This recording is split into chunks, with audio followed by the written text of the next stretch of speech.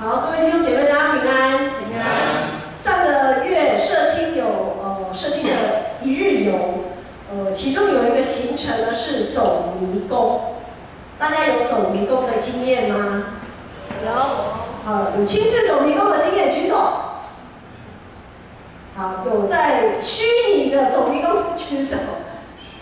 好，我看到有一些人都没有举手的。你们知道迷宫是什么吗？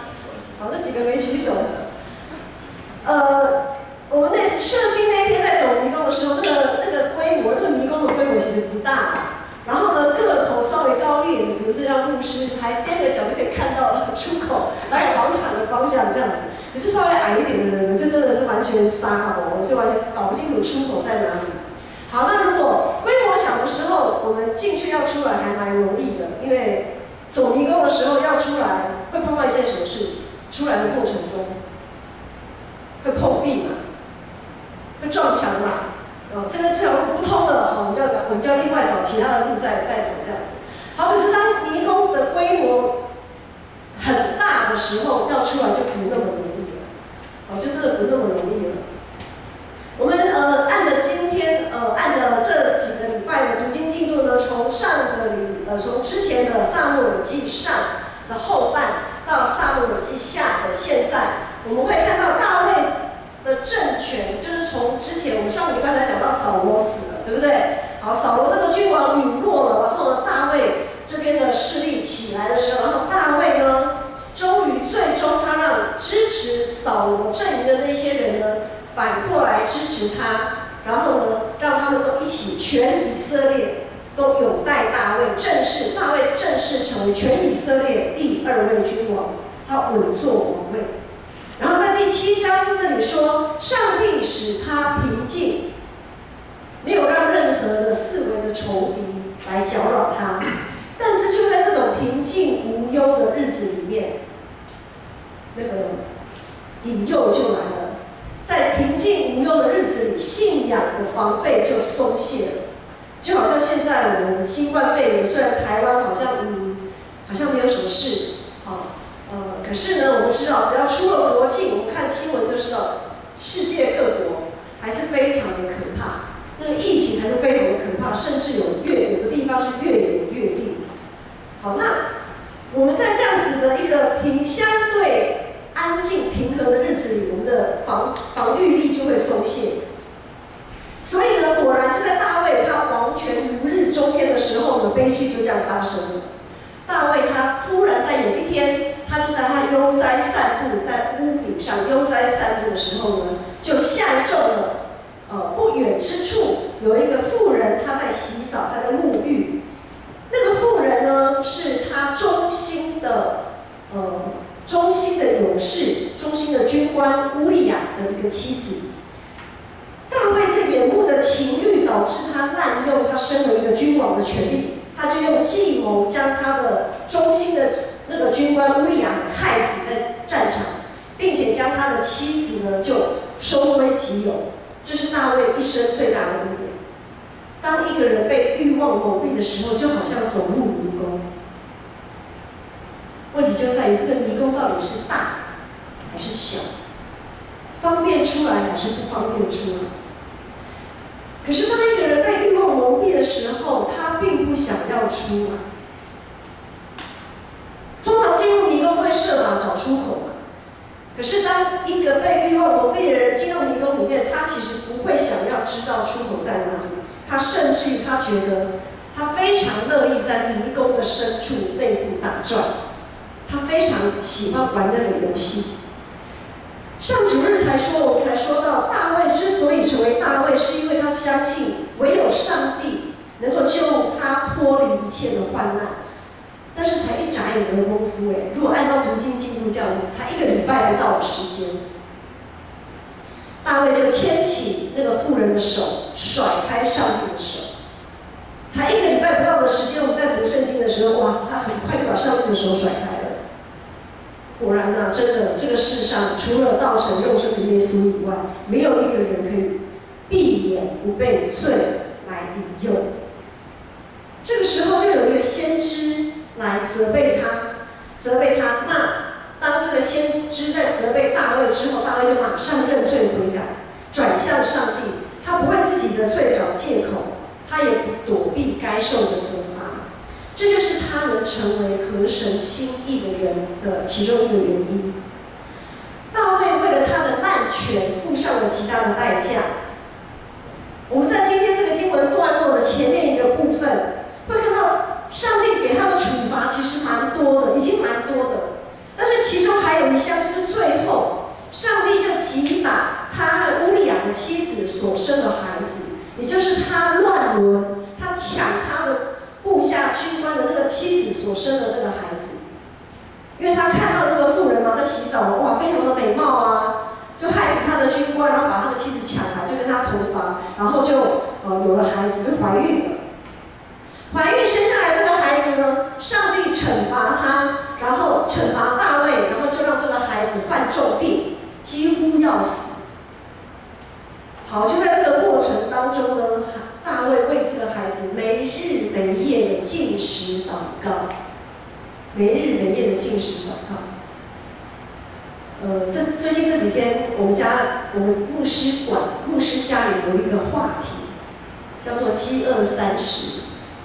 子爱呢就说：“妈，哇，你吃这么少，我都吃很多哎，我都没有办法像你们饥饿30，我绝对没办法去参加那种活动这样子。”好，然后我就想饥饿30，我是没有参加过饥饿30，但是我有参加过禁食祷告3天的，就是整天的禁食祷告，然后还有40天的每个晚餐的禁食祷告这样子。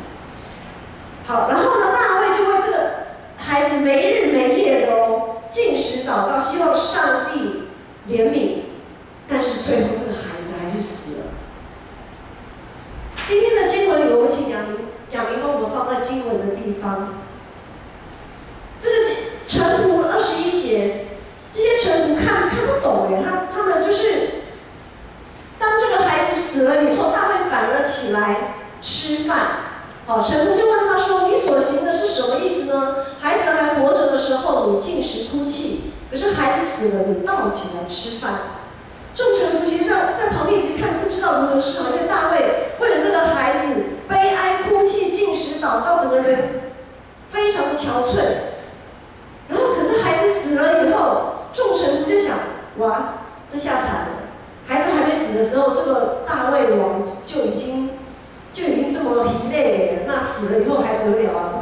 他不跳楼自杀吗？可是大卫却不是这样。有的时候我们回过头来想一下，有的时候我们也会像大卫这样滥用自己的权利。有的时候我们在滥用自己权利的时候，因为习惯，因为觉得大家都这样，所以那我也这样，会变成一种理所当然。比如说，我会发现我们在工作职场上有些主管，或者是如果你是当主管的，有些主管我会发现，有些主管他会滥权，随意调度自己的下属，把他调到不合适的位置，然后怎么样？其实就是试图逼他自己走路嘛，就不看重这个人的价值，用这样子的方法呢去贬损那个人。那有一些做业务的呢，推销的呢，会滥用自己的专业和3寸不烂之舌来骗取业绩。很多时候不是也会接到一些那种推销电话啊，推销电话就是他们都是报喜不报忧嘛，哇，讲的口沫横飞啊。那有些人呢也会利用各种手段设计，要对他人进行性骚扰、性侵害。许多教会的同工也把自己分内可以解决、可以做的事情，全部都丢给干事去处理。我们做的就是职场霸凌。许多的父母会认为孩子是我的荣耀，孩子是荣耀父母的工具，却不把孩子当成是荣耀上帝的子民。而许多孩子呢，他们也滥用自己成为一个孩子的权利，把父母当成无限提款机，反正有什么就跟父母要就对了，却从未替父母着想。也有很多人类滥用我们管理地球的这个管理权。我们很多人滥用对于土地的管理权，任意破坏。其实还有好多啊，我们这样细想，其实好多，很多时候我们都不知不觉滥用自己的权利。在各种滥权的过程当中，我们被自己的权利迷惑，因为我们是既得利益者，我们看得到眼前的甜头，享受这经由权力得到这样的欲望，我们陷在自己的迷宫里面，失去走向上帝的盼望。但是上帝的审判是及时的，当我们尝到甜头的时候，其实审判就已经开始。当我们尝到甜头的时候，我们就已经甩开上帝的手，跟上帝疏远，往迷宫的深处一直走，一直走。星星之火可以燎原，但是我们常常视而不见。当鱼与熊掌不能兼得的时候，我们往往会选择眼前那个看得到、抓得住的人事物。因此，当上帝击打大卫的这个孩子，当上帝最后取走了这个无辜孩子的性命的时候，我们没办法理解。大卫不是已经认罪悔改了吗？他禁食祷告，没日没夜的。大卫不是悔改了吗？他不是也接受了上帝的一些责备跟惩罚了吗？大卫这么痛心疾首的呼求，为什么上帝不领情啊？大卫他呼求、仰望、认罪，他可以做的他都做了。以他一个君王的身份，那我们讲说宫廷里的御医，最顶尖的医生，最顶尖的、最好的中药材，好，如果是他们用的是中药材，难道不能都给这个孩子吗？他能用的资源全部都用了，可是呢，这个结局却还是让人无法接受。弟兄姐妹，在我们的祷告生活里，最终我们想要抓住的是看得见的人事物，还是看不见的上帝？当我们在祷告生活里面，我们是不是也常常在滥用祷告的权利？我们常常讲基督徒，我们有我们的义务，像周报的后面有很多义务。我们的基督徒的义务，基督徒8要，敬神爱人，天天读经，常常祷告，殷勤聚会啊，乐意奉献，领人归主，服务社会，维护生态，其实还有很多啦。但是我们也有属于我们的权利嘛，祷告就是我们一个很大的权利啊。可是我们常常会滥用祷告的权利，觉得好像我们都祷告了，上帝我已经祷告了，我求成这个样子的结果呢？怎么还是这种结果？我的祷告算什么？在大卫滥权的这个过程当中，然后上帝他虽然悔改，但是上帝还是击打他的孩子。在第14节，在12章14节，这个先知责备大卫这个先知，在对大卫说的时候说：“只是你行这事啊，你做这个乱伦的事情，叫耶和华的仇敌大得亵渎的机会，故此你所得的孩子必定要死。”这个先知对大卫说：“因为你做了这样子这个事情，让耶和华上帝的仇敌可以得到一个机会，来说，你看你的子民，你看你这个子民，你爱的这个子民做了这个好事，你看看你所拣选高丽的这个君王大卫做的这个好事，这就是你的子民，这就是你的君王。哇，上帝真的能力人。上帝整个名臭掉了，整个完全被抹黑了。所以这个孩子的死因相当的清楚，因为这是让人得以入过上帝之名的证据。就好像有人对我们讲说：“你基督徒基督徒还做这种事情哦。”在大卫滥权抢夺他属下乌利亚的妻子，然后受到上帝的责备，这整个事件当中，我们发现孩子还没死之前，在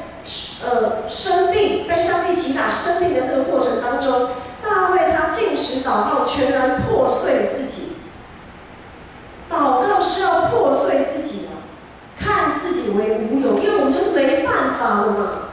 我们承认自己没辙了，没办法了，我们祷告呼求上帝。一块陶土，我们要重新塑造，一定是把它整团就再捏烂掉嘛，好，重新再捏嘛。好，那重新捏之后呢，谁是主人？圣经里在耶利米书那里有讲啊，陶匠捏陶那个人才是主人啊。我要捏成什么形状？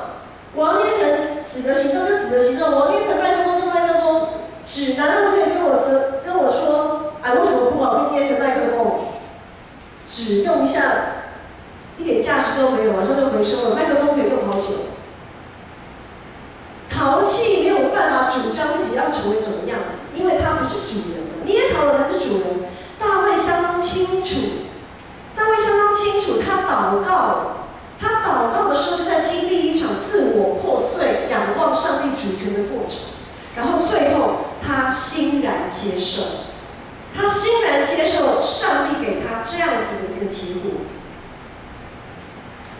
所以在今天的21节、22节那里才会讲说，众臣徒都不懂，但是大卫他非常的清楚，他知道我能做的，我在这件事情孩子还没死的时候，我尽量去做，我尽量努力做我自己能做的，然后结果我完全顺服。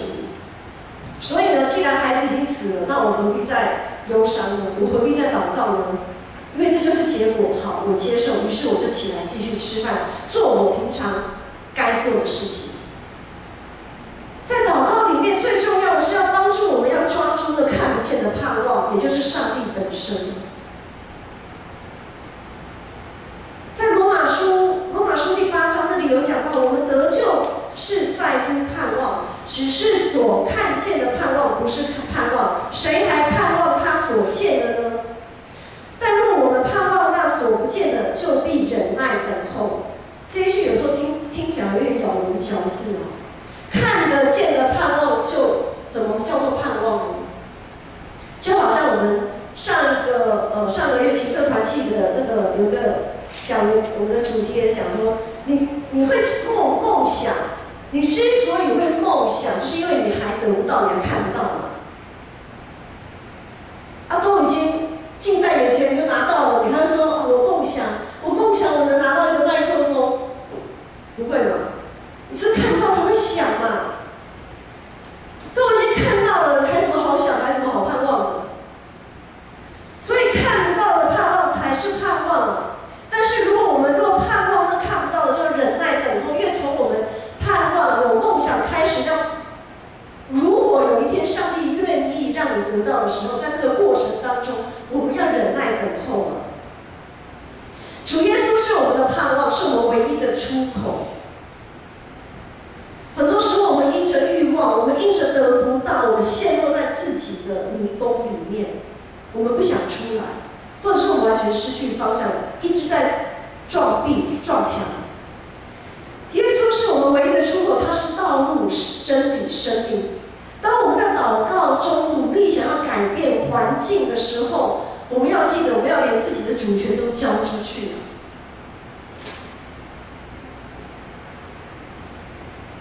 把我们所有倾泻在上帝面前的时候，我们要把我们的主权也交出去，因为能看见事物全貌的只有上帝。我们每一个有限的人，也不过是在瞎子摸象而已。我们自以为摸到的象腿就是全部的大象，因为上帝可以看到全貌，所以我们才需要交托。上帝击杀那个孩子，那个无辜的孩子，我们不晓得这个孩子到底多大，可能还未满1岁，可能还在学龄，可能已经上小学，我们不知道。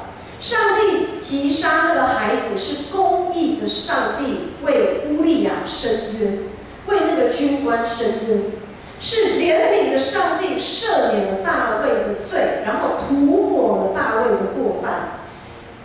上帝击杀那个大卫在乱伦悲剧中所生的孩子，是为了把这个犯罪证据给消除了。上帝消除了大卫的犯罪证据。如果这个，换句话来说，另外我们来讲，不只是为了乌利亚，不只是为了大卫，更是为了这个孩子。我们要想，这个孩子他如果活着，他的一生就要背负着一个罪名。每一个人看到他，就说啊，这个就是大卫犯奸淫、乱伦生的孩子，就是这个人，就是这个孩子。他一辈子要背负这样子的罪名，对他公平吗？对他真的好吗？他如果活下来，真的对他好吗？万一，因为他是大卫的小孩嘛，他有资格，他就有继承王位的资格嘛。万一哪一天等他长大了，他继承王位，万一有一天有这个机会，他继承了王位，那么整个以色列信仰群体就会像摩押跟亚门这两个民族一样，完全被上帝弃绝。摩押跟亚门，我们知道那个时候是在创世纪，我们读创世纪，所多玛和摩拉不是上帝降下大火烧了吗？好，然后罗德带着他两个女儿逃到一个地方，然后跟他大女儿、小女儿分别生下的后裔就是摩押跟亚门的摩押跟亚门他们的后裔，他们是完全被上帝弃绝的。好，如今如果大卫这个孩子他继承王位，他就是乱伦之下所生的后裔，那他将带领以色列走向完全的败亡。如果我们始终所盼望的都是眼前这个无辜的孩子他能存活，我们就没有办法看见上帝背后这整件事件背后的上帝的大爱。我们眼前所失去的不是失去，它是为了要让我们能看见那看不见的盼望，要让我们能看见上帝的爱，看见耶稣基督的爱。这个孩子其实已经完成了他的任务了。虽然他活在世上的日子，我们不知道多长，可能一天、一个礼拜、一个月、1年、10年，不知道，不确定。但是不管他活的日子的年日有多长，他都已经完成了他的任务，他已经完成了上帝赋予他的使命。他的使命是什么？他的死亡，他的死亡让他的父亲大卫重新回到上帝的面前，重新定位啊！大卫从此开始重新定位，重新出发，重新找到要从迷宫里出去的那个路。大卫非常清楚他的方向，在今天的经文23节，我们一起来看23节。在23节说，那孩子死了。大卫说：“孩子死了，我何必进食呢？我岂能使他返回呢？我必往他那里去，他却不能回到我这里。”大卫非常清楚，儿子不能回到我这里来。这里是哪里？这里是世间啊，是一个容易让人沉沦败坏的地方啊。而如今这个孩子他已经完成任务，他已经到上帝那里卸下他的劳苦，然后呢？你说孩子有什么劳苦？孩子当然会劳苦啊。孩子肚子饿哭，不然孩子为什么孩子会哭？对不对？吃喝拉撒睡都要靠大人，大人如果不理他，他多苦啊！一个孩子活着多苦啊！好，他已经习了人世间的劳苦，到上帝那里去安息了。上帝那里就是迷宫的出口，是我们所有人的终点。大卫相当清楚，他的儿子已经在迷宫的出口等他了。如果他还是陷在自己的迷宫里面，如果他还不愿意走出去，他将永远都没办法遇到他的儿子。所以大卫知道，他要和他的儿子在迷宫的那个出口，要在上帝那里相遇的。所以他今天儿子死了，他的孩子死了，他倒起来吃饭。这是他的臣仆没有办法理解的事，但是他非常的清楚。在生活上，我们有可能顿时失去我们所珍惜的人事物，切即将失去，或者是到已经失去的过程当中，我们常常付上我们祷告的代价，付上我们可以做的任何的行为能力。相信我们在每天的祷告当中，也经历到，好像上帝没有在听我祷告，好像我用尽了一切的努力、智慧、能力，我可以用的，我都用了，但是好像事情还是这个样子，还是让人觉得很无奈。因此，我们也会对大卫失去孩子，我们会有那样子很切身之痛的那种同理心。很多时候，我们没有办法像大卫那样子重新接受被上帝重新塑造的那样子的一个现实，那样子的结果。或者说，我们理性上我们知道，我们在理智上、理性上我们知道说啊，上帝的主权嘛，我们祷告就是要顺服嘛，不然嘞。可是，在感情面，我们很多时候我们的情绪需要一个宣泄的出口。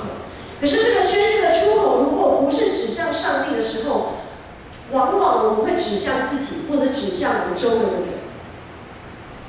我们会对自己非常的自责，或者是对别人有诸多的埋怨，指责别人都是你怎样，或者都是我怎样。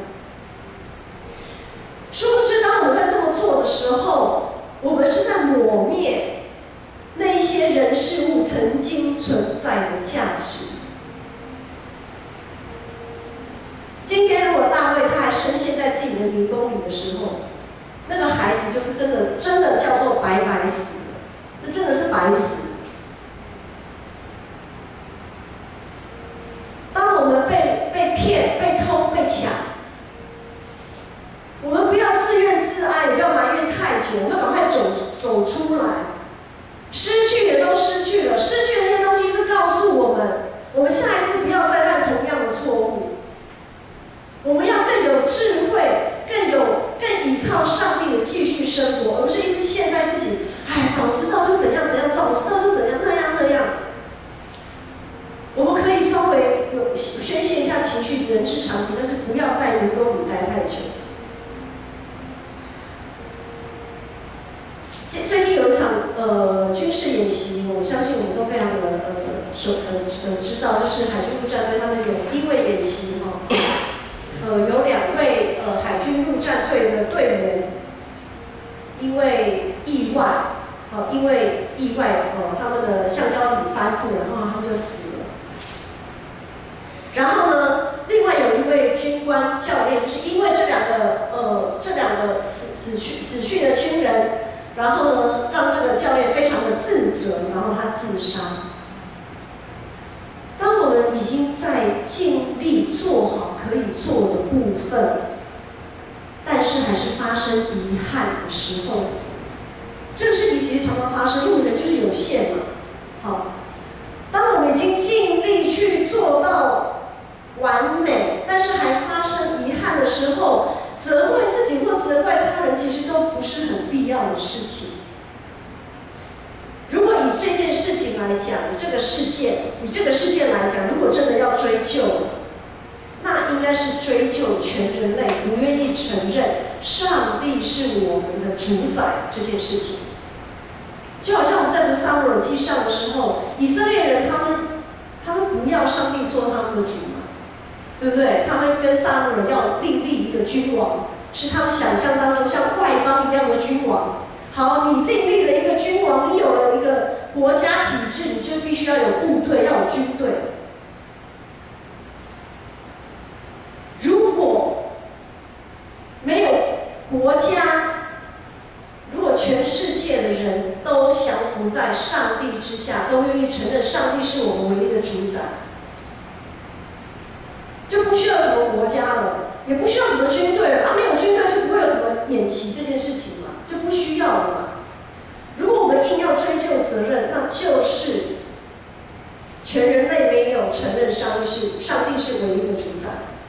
而这2个军人，他们用性命所换来的，难道是要我们自责？难道是要我们相互指责，然后又一同沉沦在那个迷宫的深处吗？是这样子的吗？我相信任何我们所珍惜的人事物失去的时候，如果今天我们是那两位军人，我们也不会希望看到我们的教官因为这样而自杀，而自己自责到一种无法再活下去的这样子的地步。面对类似像这样子的悲剧，我们该思考的是我们身为一个基督徒该有的使命。我们的使命是要减少这样的悲剧发生，因为太多人因着苦难迷失方向，太多人需要一个可以继续活下去的勇气，也太多人需要真实看见自己存在的价值，并且有太多人他需要拥有可以走出自己那迷宫的一个盼望。当上帝对我们说：“我都愿意为你们牺牲我的儿子耶稣了，你还有什么放不下呢？”如果上帝真的要追讨，像我们追讨流耶稣基督的血这个罪的时候，因为我们耶稣基督会流宝血，他会上十字架，都是因为我们的罪嘛。今天如果上帝要向我们追究责任，我们谁能在上帝的面前站立得住啊？现在都吓死了，都趴在地上了，谁敢看一下上帝啊？谁能担当得起啊？弟兄姐妹，那如果是这样的话，我们又能向谁来追究这些罪、这些责任呢？向自己吗？还是向别人？我们都是有限的，我们都是蒙恩的罪人，我们还要在自己的迷宫里面打转多久？我们还要跟上帝赌气多久？弟兄姐妹，即使我们暂时还因着情绪高涨，还没有办法跟上帝面对面，还没有办法转向为父的心，但是我们要知道，为父的心，他始终是向着你，他始终在迷宫的那个出口在等着我们。上帝的慈爱永远长存，他一直在迷宫的终点等我们。如果你已经像大卫一样倾注全力，要试图改变现况，那么也应该要像大卫一样放手交托，不要让我们过去的损失白费，也不要让我们过去曾经努力的过程给白费，更不要让那一些我们所珍惜的人白白死去，来白费他们的生命。我们要将抓在手里的那些欲望来放开，我们要走出自己的迷宫。虽然在走出迷宫的过程当中，我们依然会四处碰壁，我们还是可能会有碰到许多的挫折，但是我们仍然要坚定的向着上帝走去，向着那看不见的盼望者走去。我们一起来起立，来唱这首诗歌。我们要打破自己，在我们的祷告生活当中，在我们每一天经历上帝的过程当中，我们要破碎自己，完全倾倒在上帝的面前。我们要完全的接受上帝的安排。然而在这之前，我们要先问自己：你尽力了吗？你努力过了吗？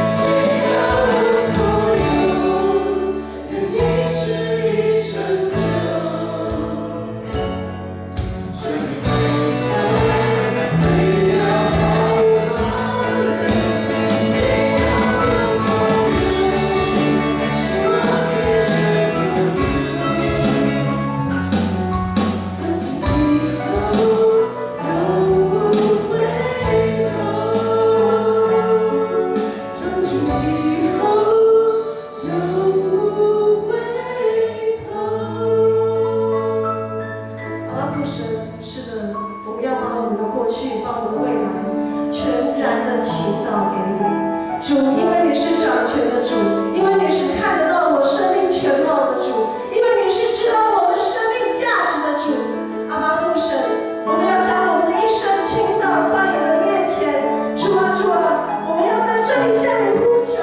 若我们现在正深陷在迷宫的深处，求主帮助我们，帮助我们有信心，能重新握紧你的手，向迷宫的出口走去。愿主耶稣基督的恩惠、天父上帝的慈爱、圣灵的扶持跟帮助，让你们每一个人都可以走出自己的迷宫，向着上帝走去，从今时直到永远。阿们。